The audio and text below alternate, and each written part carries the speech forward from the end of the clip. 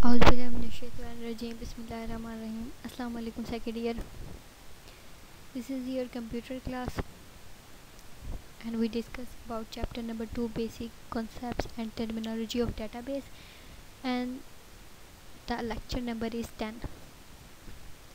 उम्मीद है कि आप अपने घरों में होंगे ताकि आप खुद भी महफूज रहें और अपने घर वालों को भी महफूज रखें और एक अच्छे पाकिस्तानी शहरी होने का सबूत दे रहे होंगे। अपनी ऑनलाइन क्लासेस रेगुलरली अटेंड कर रहे होंगे और आपको इसका फ़ायदा होगा। पिछले वीक में आपके टेस्ट शेड्यूल थे और आपने टेस्ट दिए, इंशाल्लाह उसका रिज़ल्ट अपलोड कर दिया जाएगा और उम्मीद है कि आप नेक्स्ट भी अपने लेक्चर्स इसी तरह लेते रहेंगे। I am your computer teacher Suha Shafiq. Today we discuss about important tasks of DBA और data manipulation of DBMS। ये चैप्टर फर्स्ट हमारा ऑलमोस्ट कंप्लीट होने का, सिर्फ यही आपके 2 टॉपिक्स रह गए थे, इनको हम ब्रीफली डिस्कस करेंगे।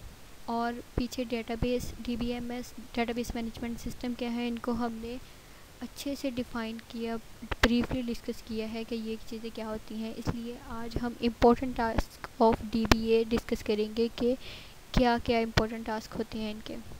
Different responsibility and different task of database administrators are.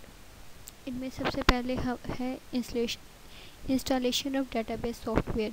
DBA जो कि डेटाबेस एडमिनिस्ट्रेटर है, उसका सबसे इम्पोर्टेंट टास्क क्या है, किसी भी डेटाबेस सॉफ्टवेयर को इंस्टॉल करना इसके ज़िम्मे होता है। Monitoring of database system, monitoring करना यानी कि देखभाल रखना सिस्टम की, उसमें अपडेशन करते रहना, किसी किस्म का प्रॉब्लम हो गया उसको सॉल्व करते रहना DBA के ही ज़िम्मे में आता है। Solution of any problem that occur in the database system, अगर सॉफ्टवेयर के चलते हुए किसी किस्म का प्रॉब्लम आ गया है, कोई एरर अकर हुआ है, तो उसको सॉल्व करना, उसका सोल्यूशन देना DBA के ज़िम्मे होते हैं। Assigning permission of different user to use database system, database system को डेवलप करने के बाद DBA यानी कि डेटाबेस एडमिनिस्ट्रेटर का काम है कि वो यूज़र्स को अलाउ करे, असाइन करे कि कौन कौन यूज़र इसको यूज़ कर सकता है और कितना इसको यूज़ करता है। हर यूज़र की लिमिट पूरे सिस्टम पे नहीं होगी, सिर्फ वो अपना टास्क काम करेगा और दूसरे का काम को डिस्टर्ब नहीं करेगा। सिर्फ उसने परमिशन देनी है, अलाउ करना है कि ये कितना काम एक यूज़र परफॉर्म करेगा। Taking regular backups of database, किसी भी सिस्टम में डेटाबेस में रेगुलर बैकअप को रखना बहुत ज़रूरी है, क्योंकि अगर आपके पास किसी किस्म का प्रॉब्लम हो जाता है, आप फाइल लॉस कर देते हैं, सिस्टम आपका ख़राब हो जाता है, आप एरर हो जाती है, तो इसलिए ज़रूरी है कि आपके पास आपकी फ़ाइल का बैकअप पड़ा हो ताकि इन प्रॉब्लम्स के फेस करने पर हम बैकअप को आसानी से हासिल करें और अपने मिस्टेक्स को करेक्ट कर सकें, इनको सॉल्व कर सकें। तो DBA बैकअप रेगुलरली टेक करते रहेंगे ताकि इस किस्म की अगर प्रॉब्लम्स आएँ तो वो आसानी से इसको फेस कर सके। Restoring the system in case of any problem और सिस्टम क्रैश, ठीक है। DBA का एक और काम भी ये है कि अगर किसी वजह से सिस्टम क्रैश कर गया है या किसी किस्म की प्रॉब्लम आ रही है सॉफ्टवेयर में, तो इसको रीस्टोर कर सके। Restoring the system in case of any problem, किसी भी किस्म की प्रॉब्लम आई है, कोई यूज़र की वजह से या आपका सिस्टम किसी की तरह से काम करने से बैठ गया है, काम नहीं कर रहा है, तो ये इसको रीस्टोर करने की जो है परमिशन DBA देता है। अगर कि सिस्टम क्रैश होने के सिस्टम चांसेस कम होते हैं, लेकिन हो सकता है कि ऐसा हो जाए, तो DBA यानी कि डेटाबेस एडमिनिस्ट्रेटर इसको फिक्स करने के लिए इस्तेमाल होता है। Today our second topic is data manipulation of DBMS। database management system manipulation is different from data manipulate in the file system में different type का जो डाटा को मैनिपुलेट करता है वो DBMS है। DBMS data manipulate R S follows, इनमें से जो हम ब्रीफली डिस्कस करेंगे स्टेप्स वो हैं।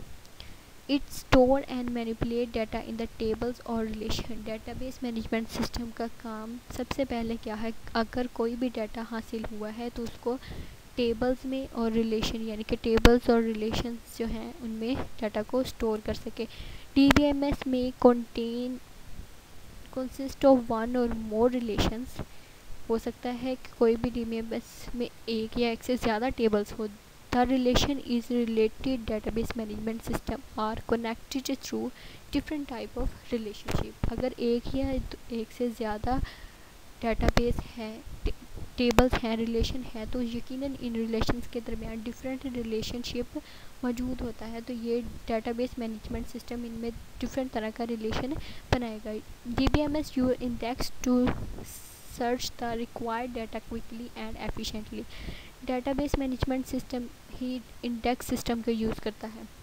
इंडेक्स सिस्टम क्या करते हैं, बड़ी आसानी से डाटा को अगर हम सर्च करना चाहते हैं एफिशिएंटली उसको सर्च कर सकते हैं, और भी ये काम इंडेक्सेस के थ्रू बहुत क्विकली से परफॉर्म किया जा सकता है। Database usually use structure query language to perform different operations in the database. Database में हमने पहले भी पिछले लेक्चर्स में डिस्कस किया है कि SQL क्यूरी यानी कि स्ट्रक्चर क्यूरी लैंग्वेज इस्तेमाल होती है किसी भी किस्म के ऑपरेशंस के लिए और टास्क कंप्लीट करने के लिए डेटाबेस को स्ट्रक्चरल क्यूरी लैंग्वेज इस्तेमाल होती है। तो ये DBMS जो है स्ट्रक्चर क्यूरी लैंग्वेज ही ज़्यादातर इस्तेमाल करता है एक्शंस परफॉर्म करने के लिए। DBMS provide the facility to instruct new data in the database. Right, DBMS यानी कि डेटाबेस मैनेजमेंट ही ये चीज़ अलाउ करता है, इसी चीज़ की फैसिलिटी DBMS ही देता है कि किसी किस्म का न्यू डाटा डेटाबेस में इंटर किया जा सके।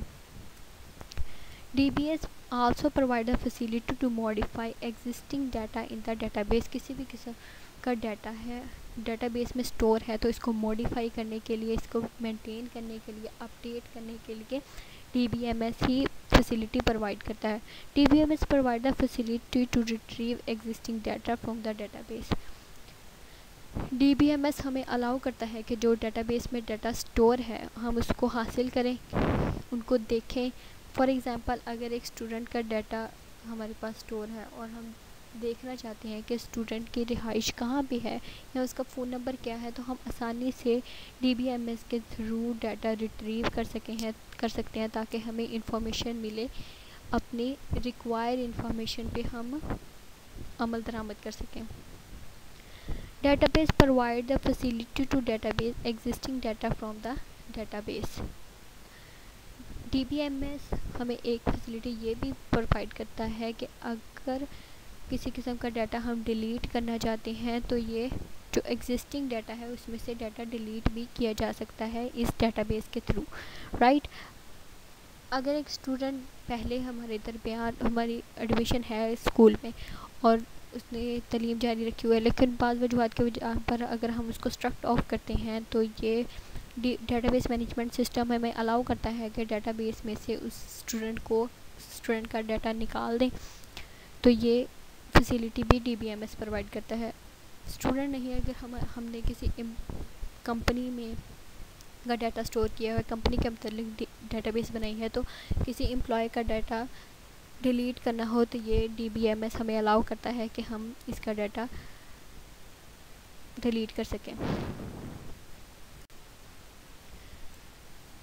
स्टूडेंट्स, आपका सेकंड चैप्टर कंप्लीट हुआ। इसकी एक्सरसाइज में जो कुछ फिलिंग्स ब्लैंक, ट्रू फॉल्स या MCQs हैं, क्वेश्चंस हैं, इसको अच्छी तरह लर्न आउट कर लें। अगर आप लेक्चर्स अच्छे तरीके से सुन रहे हैं तो ये आपको किसी किस्म की कन्फ्यूजन नहीं होगी। इनमें आप बुक से रीड आउट करें, इसके आंसर्स को ढूंढें। इंशाल्लाह हम एक सरप्राइज़ टेस्ट रखेंगे या जो हमारे वीकली टेस्ट होते हैं उनमें आपके लिए ये बहुत फ़ायदेमंद साबित होंगे। अपनी बुक से अच्छी तरह इसको पढ़ते रहें, लेक्चर को अच्छी तरह सुने। किसी किस्म की कन्फ्यूजन होती है अगर आप तो आप एक्सरसाइज में उसको दूर कर सकते हैं, लेकिन इसके अलावा भी अगर आपको एक्सरसाइज में क्वेश्चंस वगैरह में बनाने में कोई मसला है तो आप उससे कांटेक्ट कर सकते हैं। Okay, good luck students. अगर आप करेंगे तो ये आपसे हो जाएगा, किसी किस्म का आपको प्रेशर लेने की ज़रूरत नहीं है, आप कर सकते हैं। इसलिए अपने लेक्चर्स पे फोकस करें, ऑनलाइन लेक्चर्स आप अपने लेते रहें। किसी किस्म की अगर आपको कन्फ्यूजन होती है तो आप आसानी के साथ क्वेश्चनिंग करें। इंशाल्लाह अल्लाह आपका भी हामी नासिर हो और हमारा भी कोरोना वायरस से हमें निजात मिले और हम अपने स्कूल में दोबारा आएँ और अपनी क्लासेस को एंजॉय करें। इंशाल्लाह मिलते हैं नेक्स्ट लेक्चर में और नेक्स्ट चैप्टर के साथ। खुदा हाफिज़।